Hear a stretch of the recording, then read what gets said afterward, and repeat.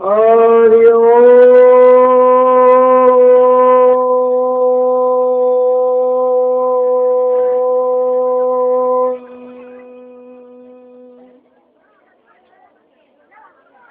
नमो भगवते वासुदेवाय।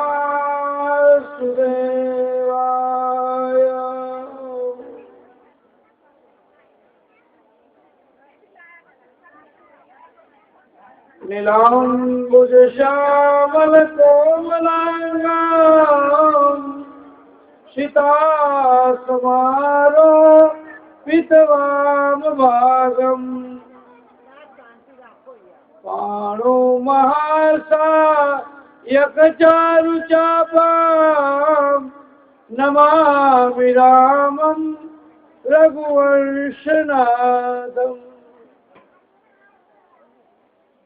सज्जनो અને બહેનો બાળકો, પરમાત્માની કથા ચાલી રહી છે। ઈશ્વર જેવી પ્રેરણા કરે એવી વાતો આપણે કરી રહ્યા છીએ, પણ સૌ બધા પોતપોતાનું સ્થાન લઈ લો। કથા શરૂ થાય એ પહેલા સૌ પોતાનું સ્થાન લઈ લો, પોતાની જગ્યા ઉપર શાંતિથી બેસી જાઓ। અવસર સરસ દેખાય છે। શકરપુરનું ભજન મંડળ પણ આવ્યું છે અને વખણાય છે શકરપુરનું ભજન પ્રેમીનું। એ ખબર છે, હું પણ સાંભળવા બેસીશ અડધો કલાક। કથા કર્યા પછી પણ તો બધા શાંતિથી બેસી જાઓ।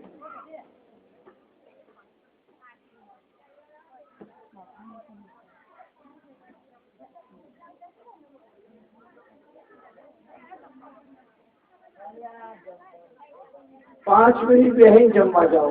હા, શ્રી રાધે ગોવિંદ भज मन श्री राधे, श्री राधे गोविंद भज मन श्री राधे, श्री राधे जय जय राधे।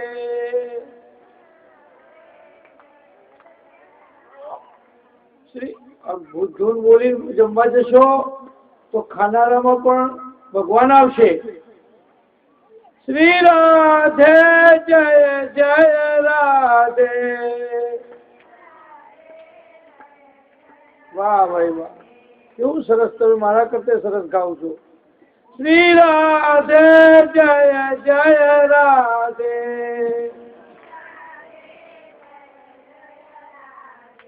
आम मने लागे छे के वासणामां वृंदावन ने गोकुळ जेवुं लागे छे। श्री राधे जय जय राधे।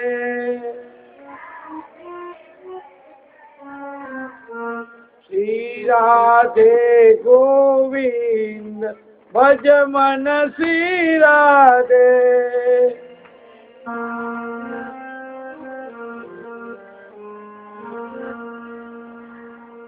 श्री राधे जय जय राधे।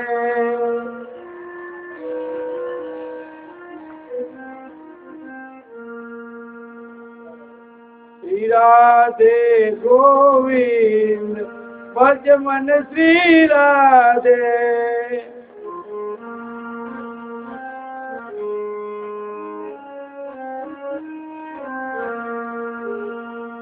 श्री राधे जय जय राधे।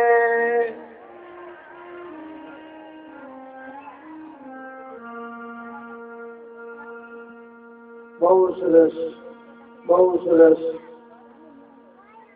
मीरा थोड़ी बात करी लो, प्रेम से जमवा पछी जाओ, तमने मोकलुं छुं।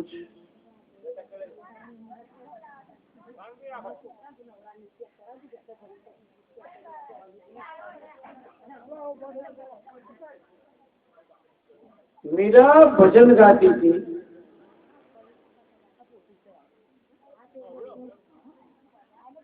2-5 મિનિટ પછી કરો, થોડુંક મને જમાવટ કરવા દો. ગાડી સ્ટેશન બહાર નીકળે ને પછી વાંધો નહીં.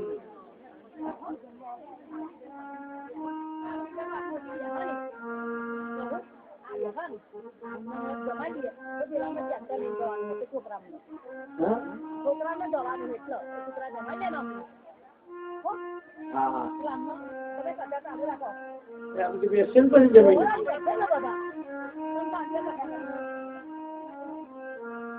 જમીને બધી બહેનો આવીને બેસી જાય.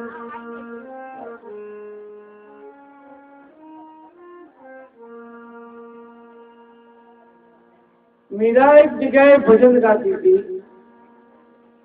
હવે મીરાને તાલનું ભાન નહીં તો કોઈએ મીરાના ઘર આગળ લખ્યું कि मीरा तुम ताल से गाती नहीं हो. तो मीरा पूछी नाख्યું, अरे ताल से नहीं मगर प्यार से गाती हूँ. ताल भले न હોય પણ પ્રેમ તો હોય ને, પ્યાર તો હોય ને. તો ગઈકાલે આપણે જોયું કે રામનો જન્મ થયો, લક્ષ્મણનો જન્મ થયો, ભરતનો જન્મ થયો, શત્રુઘ્નનો જન્મ થયો.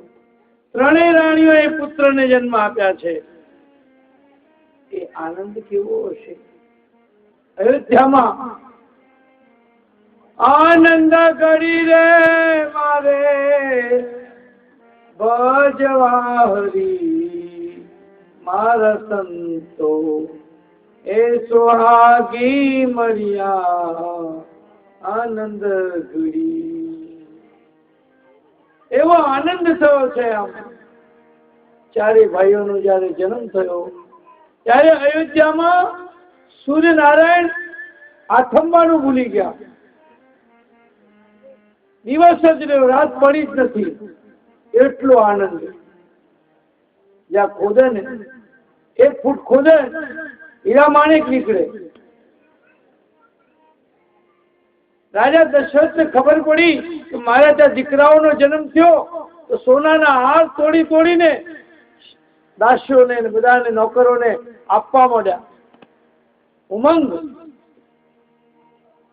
એવો આનંદ થયો છે. સાક્ષાત પરમાત્મા જ્યારે અવતાર લઈ અને આ દુનિયામાં અને રાજા દશરથના ઘેર આવે એવું ભાગ્ય કોનું કહેવાય. ખૂબ આનંદ થયો છે. સૂર્યદેવ પણ ભૂલા પડી ગયા છે. ભાઈ સૂર્યનારાયણ ને પણ એમ થયું કે રામ આવ્યા છે એટલે સૂર્ય પણ ઝાંખો પડી ગયો. રામના દર્શન કરીને સૂર્યનારાયણ પણ ઝાંખો પડી ગયો. એવું સુંદર વાતાવરણ થયું છે. ઢોલ શરણાઈ વાગે છે. સાધુ સંતો પણ સમાધિ છોડીને રામના દર્શન કરવા આવે છે. એકનું નામ રામ પાડ્યું. આરામ આપે એનું નામ રામ. ભરત જે ભરણ પોષણ કરે એનું નામ ભરત. શત્રુનો નાશ કરે એનું નામ શત્રુઘ્ન. અને જેનામાં ઉદારતા હોય એ લક્ષ્મણ. ચારે ભાઈઓ કેવા છે તમે જુઓ. એનામાં ચારે ભાઈઓની જે જોડી છે કેવી. રામની લક્ષ્મણની જોડી, ભરત અને શત્રુઘ્નની જોડી. આપણે ખેતરમાં એક કૂવો બનાવીએ અને એની બાજુમાં એક ઝાડ વાવીએ તો સરસ લાગે. એવી કૂવામાંથી પાણી પી ઝાડ નીચે માણસ આરામ કરે. પણ એક કૂવાની જોડે બીજો કૂવો બનાવીએ તો કોઈ અર્થ નથી. રામ ને લક્ષ્મણ એક કૂવો અને એક ઝાડ જેવા છે. એના છાંયડે બેસી જાય ને એને આરામ મળે. અને વાત કરું, સાંભળજો. અયોધ્યામાં એવું રાજ્ય હતું કે જ્યારે સૂચના આપી હતી પવનદેવને, પણ સૂચના આપી હતી રામે, હે પવન તું માપમાં વાંચે. કોઈ બેન દીકરી મજૂરી કરીને ખેતરમાં આવી હોય અને કોઈ ઝાડ નીચે સૂઈ ગઈ હોય તો એટલો બધો જોરથી ફૂંકાઈશ નહીં જેથી એનું કપડું આઘું પાછું થઈ જાય, એની મર્યાદા આખી પાછી થઈ જાય. એવું ના હોય. પવનને પણ ઓર્ડર હતો, રાજા રામનો ઓર્ડર હતો. રાજા દશરથના જીવન તો કેવું હતું. એકવાર જનક રાજા શિકાર કરવા નીકળ્યા અને છેક શિકાર કરતા કરતા કરતા અયોધ્યાની સરહદ ઉપર આવી ગયા અને મૃગને બાણ મારવાની તૈયારી કરીને બાણ ફેંક્યું. એ બાણ ગાયને વાગી ગયો. ધ્યાનથી સાંભળજો. એટલે ગાય તો મૃત્યુ પામી, મૃગ ખસી ગયું. રાજા જનકને થયું, ઓહો, અયોધ્યાની નગરીમાં મારાથી ગૌ હત્યા થઈ ગઈ, ખોટું થઈ ગયું. રાજા દશરથ દંડ દેશે અને મારી બદનામી થશે. એના પાપમાંથી હું નિવારણ કઈ રીતે કરીશ? એટલે પછી રાજા દશરથ કોઈ કામમાં હતા. એટલે રાજા દશરથે અયોધ્યાના એક ઝાડુ મારનાર ભંગીને કહ્યું કે જા તું આ ગાયને સાજી કરી આવ.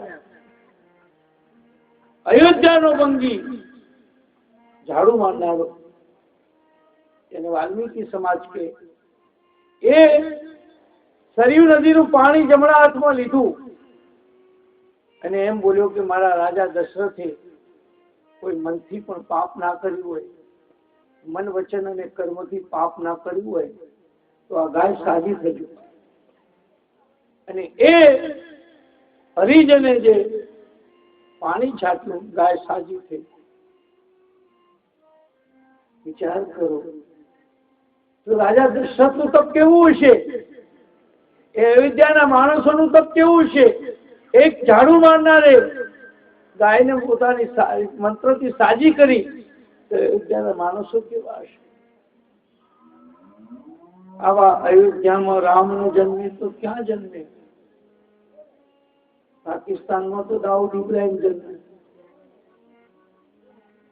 ત્રાસવાદીઓ જન્મે,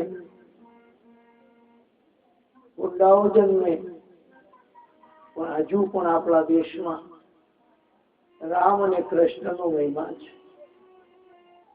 એવા અવતારો આપણા ત્યાં આવ્યા છે. 24 અવતારો છે દેવતાઓના. 10 અવતાર તો આપણે કહીએ છીએ. દશમી દશી અવતાર જય વિજયાદશમી, મા જય વિજયાદશમી, રામે રામ રમાડ્યા, રામે રામ રમાડ્યા, રાવણ રોડ્યો માં, ઓમ જયો જયો માં જગદંબે. તો રામને પણ જયારે રાવણને મારવો હતો ત્યારે રામ 9 દિવસ નવરાત્રી કરી, ઉપવાસ, અને 10મા દિવસે માએ વરદાન આપ્યું કે જા તારા હાથે રાવણ મળશે. આવા રામ હતા. રામનું રાજ્ય, રાજા દશરથનું રાજ્ય એવું રાજ્ય હતું કે જગતમાં એવું કોઈ રાજ્ય ન હોઈ શકે. હવે આ રાજા દશરથના ત્યાં 4 દીકરાઓનો જન્મ થયો ત્યારે હવ વધાઈ લઈને આવ્યા. વધાઈ હો, વધાઈ હો, વધાઈ હો, અભિનંદન, કોંગ્રેચ્યુલેશન, તમારા ત્યાં દીકરાઓનો જન્મ થયો.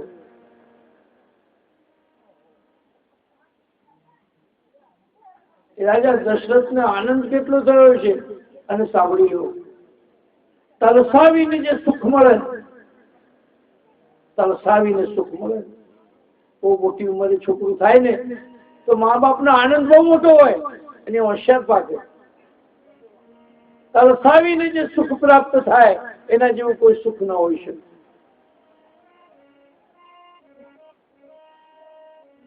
એમ કહેવાય છે કે રામનો જન્મ થયો ને ત્યારે શંકર ભગવાન પણ દર્શન કરવા ગયા.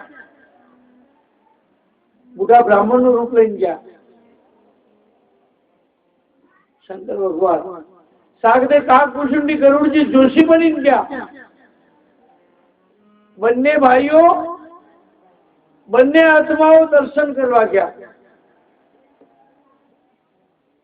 હવે રામના દર્શન કરવાનો હોય તો કૌશલ્ય કે મારા લાલાને તો નજર લાગી જાય.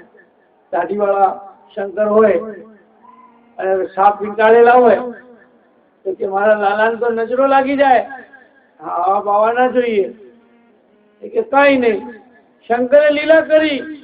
રામને ખબર પડી ગઈ કે એમ કર મારી માં એમના ખોળામાં અપમાનથી રડવા માંડ્યા રામ.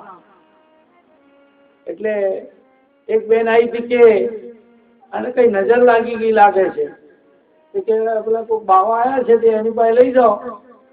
તો શંકર ભગવાન કે અમે જાણીએ છીએ એનો મંત્ર, પણ અમારા ખોળામાં આપો તો અમે એને છાનો કરી દઈએ. શંકર ભગવાને ખોળામાં લીધા, શંકરને સમાધિ લાગી ગઈ. રામ રડતા બંધ થઈ ગયા. રામના દર્શન કરવા માટે કાકભૂષણજીને શંકરને પણ બહુ ઈચ્છા હતી, એના દર્શન કર્યા છે. કૃષ્ણના દર્શન કરવા માટે પણ શંકર આવ્યા છે. અરે ગોપીઓની સાથે તો કૃષ્ણ ભગવાને રાસ ખેલ્યો છે. આ લીલા આપણે ઝઘડા કરીએ, આ દેવ મોટો, આ દેવ નાનો. અને ખાસ હું તમને કહું છું, વણકર સમાજ એક સારો સમાજ છે અને હંમેશા સારી પ્રવૃત્તિ કરતો હોય છે. પણ હિન્દુ ધર્મની એક મોટી મુશ્કેલી છે કે જ્યાં વટાળ પ્રવૃત્તિ આવે ને, કબીર સફળ ગયા. કારણ કે જેને કોઈ અડતું નતું ને એને ગળે વળગાડ્યા. ભક્ત નરસિંહાએ એ કર્યું, કામ કર્યું. પણ મોટા મોટા જે પંડિતો હતા ને, જેને આભડશેટ બહુ રાખીને, ત્યાં સામાન્ય જનતા ગઈ નહીં, પણ એનો ખ્રિસ્તીઓ ખ્રિસ્તી બનાવી દેવા મળ્યા. તમે જોજો કેટલાક લોકો ખ્રિસ્તી બની ગયા. એનું કારણ જવાબદાર બ્રાહ્મણ વાણિયા અને સાધુ. છેડાના માનવીને ગળે ના વળગાડ્યો. શિવે ગળે વળગાડ્યો, રામે ગળે વળગાડ્યો, કૃષ્ણએ ગળે વળગાડ્યા. શબરીની વાતો કરનારાઓ કેટલા શબરીના ઘેર જાય છે. મોટા મોટા નેતાઓ હોય, નેતાઓ દરેક સમાજના, પટેલ હોય કે બ્રાહ્મણ હોય, વાણિયા હોય કે વણકર હોય, એ સમાજના નેતાઓ વાત મોટી કરે, પણ એમના નાતીના સામાન્ય માણસના ઝૂંપડામાં કોઈ દિવસ ઉતરતા નથી હોતા. સર્કિટ હાઉસમાં ઉતરે, ગેસ્ટ હાઉસમાં ઉતરે છે. એનું કારણ એટલે સમાજની વેદના સમજતા નથી, વાતો કરીને જતા રહે. અને અમે બધાએ શું કર્યું, જેટલી આભડછેડ કે મહારાજ કોઈને અડતા નથી, કોઈનું ખાતા નથી, કે મહારાજ જબરા છે. કોઈ ક્યાંથી જબરા હોય? રવિશંકર મહારાજે હરિજનોના ગામમાં રહી એમની સાથે ખાઈ અને લોકોને સુધાર્યા હતા. સજાનંદ સ્વામીએ પણ આ કામ કર્યું હતું. સ્વામી મહારાજ પણ આ કામ કરે છે. આ મોરારી બાપુ આ કામ, પાંડુરંગ દાદાએ આ કામ કર્યું. સામાન્ય જનતાને ગળે વળગાડી. નહીતર કાલે ઉઠીને એ લોકો બીજા ધર્મમાં જતા રહેશે. આપણા ત્યાં મોહમ્મદભાઈ આવે ને, મુસલમાન, બધું ખાતા હોય તો આપણે મોહમ્મદભાઈ ઘરમાં બેહો. અને આપણો હિન્દુ એને આપણે ઘરમાં નથી બેસાડતા. હું ઉજળિયા તો આ વાત કહું છું. કૂતરા બિલાડાને આપણે ઘરમાં બેસાડીએ છીએ. પેલો બે પગ વાળો માણસ છે એની આપણે આભડછેડ. મહારાજ કોઈ અડતા નથી. ગાંધીજી તો એમ કહ્યું છે, અસ્પૃશ્યતા ઈશ્વર અને માનવતાનો અપરાધ છે. Untouchability is crime against God and man. સત્ય અહિંસા ચોરી ન કરવી, વણ જોઈ તું નવ સંગરવું, બ્રહ્મચર્ય ને જાતે મહેનત, કોઈ અડે નહીં અભડાવું. સુરતમાં એક માજી બહુ ચુસ્ત ભગત, અને અમે ત્યાંથી નીકળ્યા તે અમને અડી ગયા કે હું અભડાઈ ગઈ, ગુસ્સો કરવા માંડ્યા. એટલે મેં કીધું અમે અભડાઈ ગયા, તમારા ગુસ્સાથી અમારે લાવવું પડશે. કબીર છે ને, કબીર ધ્યાનથી સાંભળો. કબીર જયારે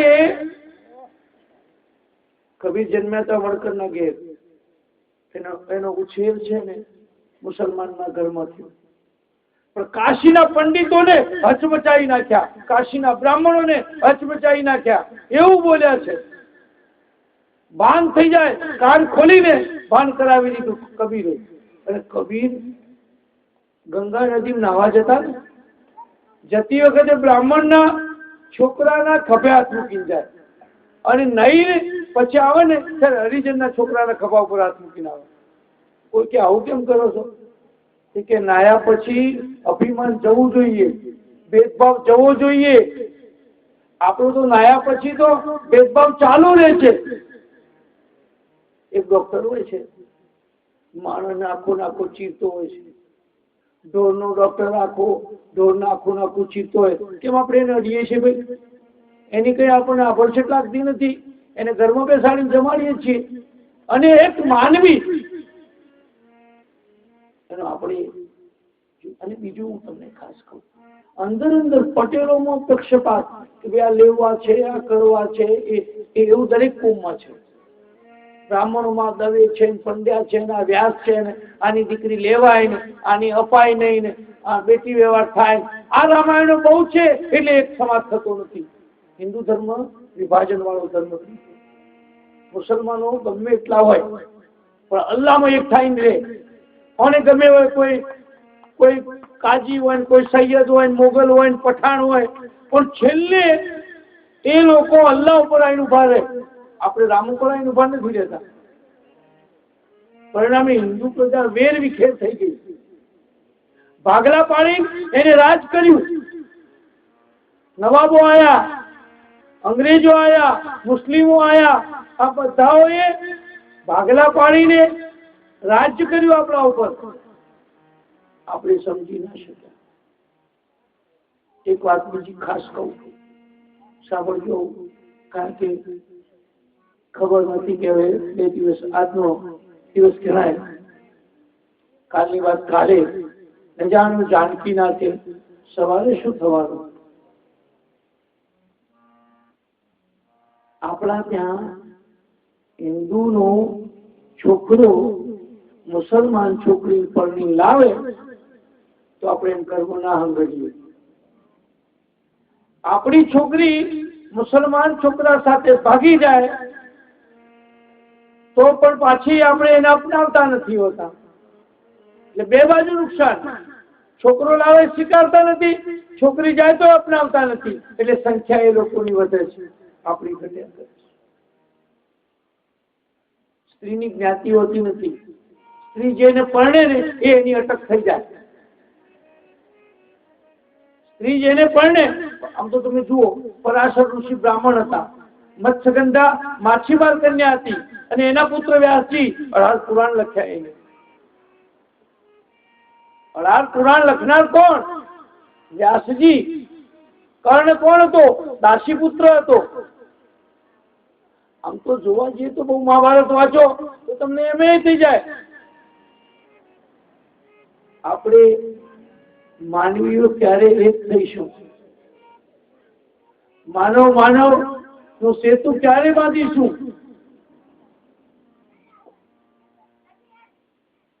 તમને કહું, ભાષણો કરનારા બહુ છે.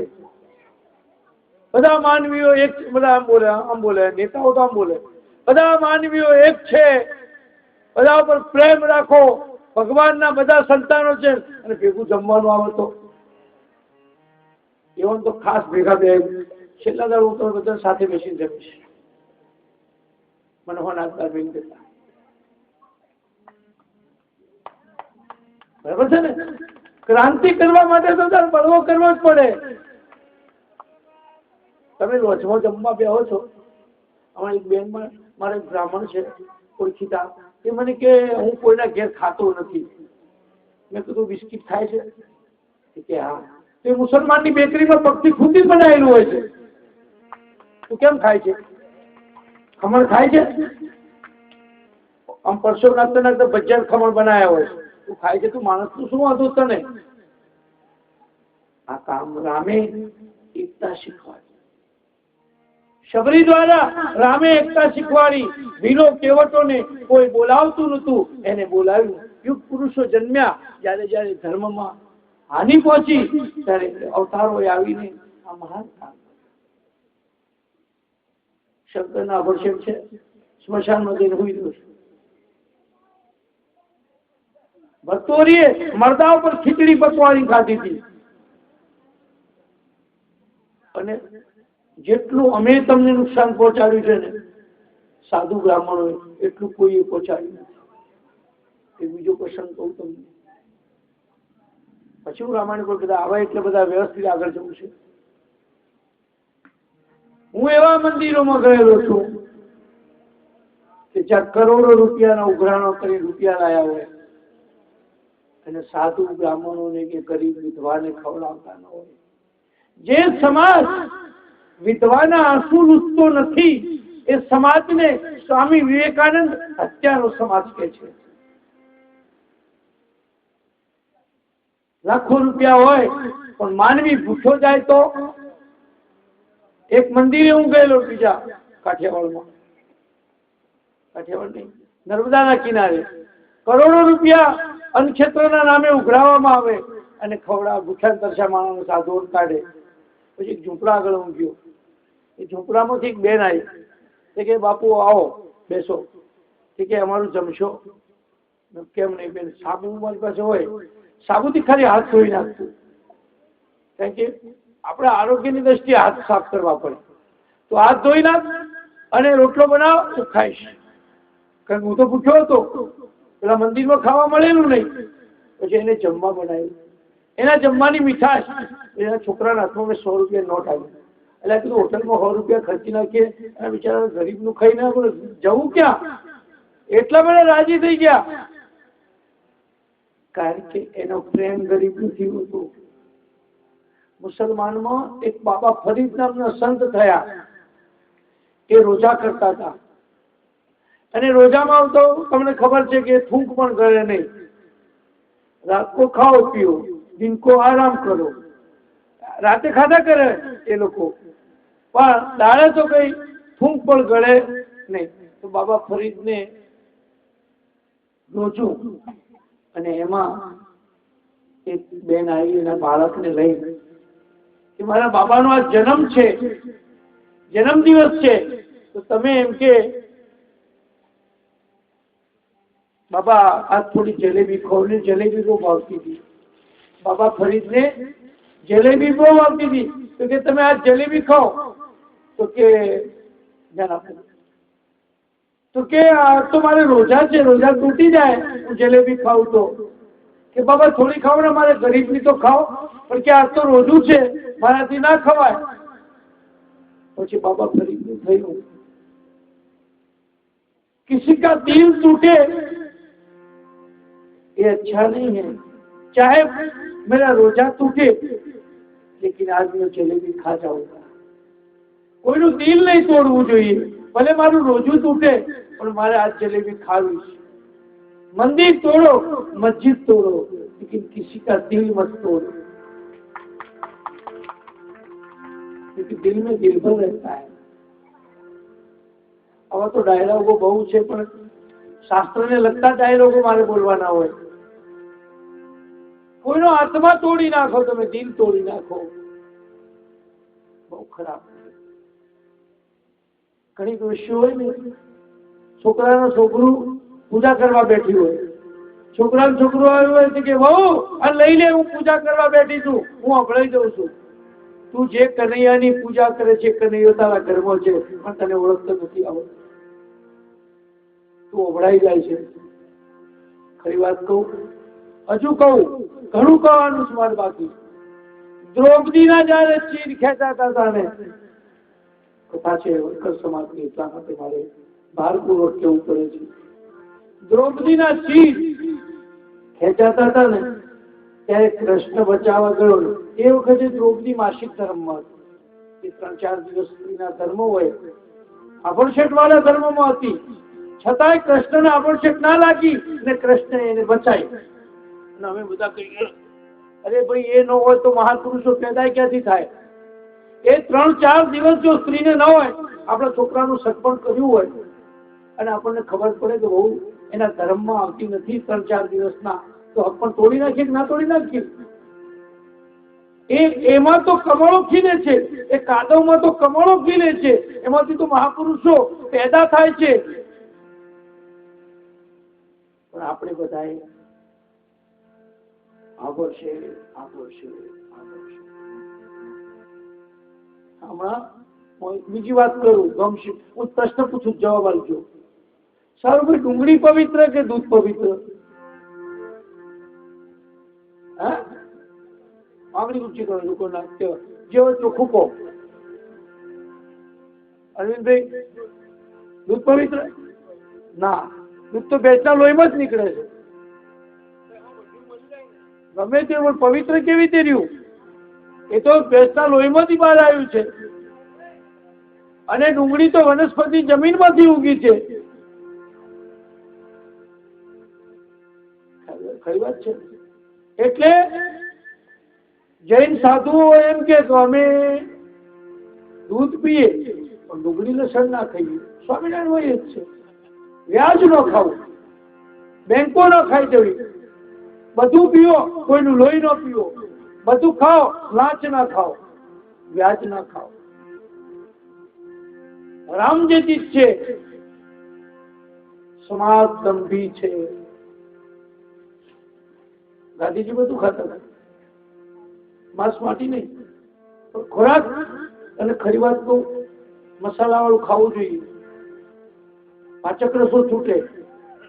ફિક્કા તમે જૈન સાધ્વીઓ તો જો, ગામડાની એક ભરવાડ બાઈ હોય, 5 છોકરાની માં, પણ એના મોઢામાં તેજ જોજો. એક રબારણ બાઈ નું તેજ જોજો. અને પેલી જૈન સાધ્વી રીબાઈ જે જિંદગી જીવતી હોય એના મોઢામાં તેજ નહીં હોય. ગામડાની સ્ત્રીઓ 5-5 બાળકોની માં હોય, પણ તમારા આખા ઘરનું કામ કરે, એના મોઢામાં તેજ હોય.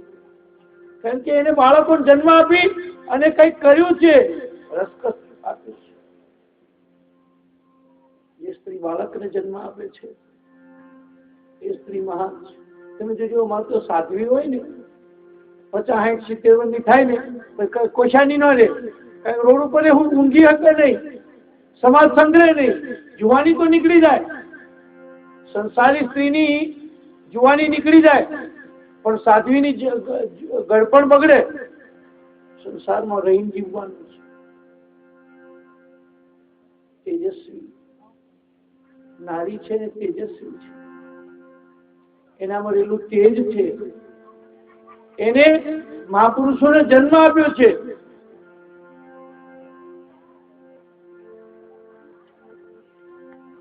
એવી પ્યાલી પીધી મેં સતગુરુજીના હાથે રે, પીતા મારી પ્રીત બંધાણી, પ્રીતમની સંગાથે રે. એવી પ્યાલી પીધી મેં તો. રવિન્દ્રનાથ ટાગોર એની માનું 13મું સંતાન હતા. રવિન્દ્રનાથ ટાગોર એક જણા એની માં મરી ગઈ, એક છોકરાની માં મરી ગઈ. રાજકોટમાં એને મોટો કરેલો, વિધવા બાઈ થઈ ગઈ, દુઃખ વેઠીને મોટો કર્યો, અને એની માં મરી ગઈ. પણ આ છોકરો રડે નહીં, જવાન થયો, પરણી ગયો, પણ એની માં મરી ગઈ. રડ્યો રે, આખું ગામ રડ્યું. બાઈ ભલી હતી, પણ આ છોકરો રડ્યો નહીં. ત્યારે ગામના એક ઘરડા કાકાએ કહ્યું કે નહીં રડે, કારણ કે એને માનું દૂધ એને નથી પીધું, બાટલીનું દૂધ પીધું છે. બાટલી ફૂટશે ત્યારે એ રડશે. આપણે પાટલીપુત્ર ના થાય, બાટલી પુત્રો હોય એ પાટલીપુત્ર ના થાય. રામ ને લક્ષ્મણ, ભરત શત્રુઘ્ન તો માનું દૂધ પીધું છે. કૃષ્ણે તો ગાયનું દૂધ. અમારે શંભુ મહારાજ કહેતા, ગાંધીજીએ પાકિસ્તાન આપી દીધું કારણ કે ગાંધીજીએ બકરીનું દૂધ પીધું હતું. જો ગાયનું દૂધ પીધું હોત તો પાકિસ્તાન આપી દેવું ના પડત. આજે ગાયનું દૂધ પીનારા નથી. અંગ્રેજો આ દેશમાં આવ્યા